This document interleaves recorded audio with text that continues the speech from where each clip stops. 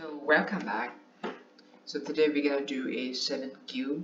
I'm not sure how long it's gonna be, how many questions am I gonna cover in the Codewar here, but we might have to move on to a deeper and more exercise with the beginner as well as 8Q, 7Q, and 6Q.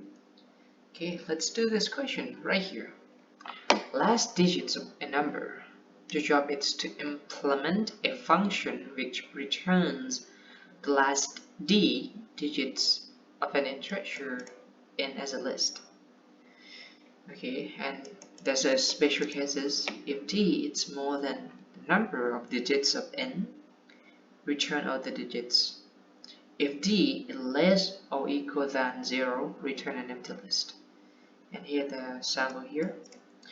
So actually the question it's mean they're gonna have integer as an end and as a d, and then they're gonna have that we have to cover the last digit. So if 2, so we have to return 2 of this thing. If 1, we have to return 1. If 6, we have to return all of them. It's gotta make sense. And let's cover the special case first. Let's do that.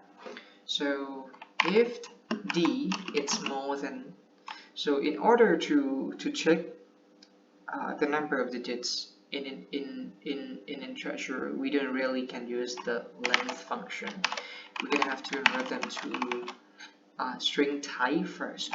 We're gonna return all digits. That mean we're gonna have to convert the integer to be a list.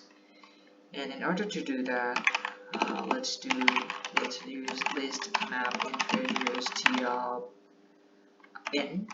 Okay, I guess that was right.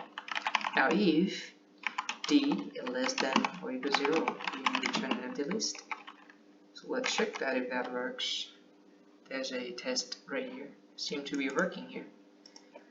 So let's do else this time. What does they have to else? We have to return list map integer as well, but we're gonna convert it to str first because we want to get SS from the back.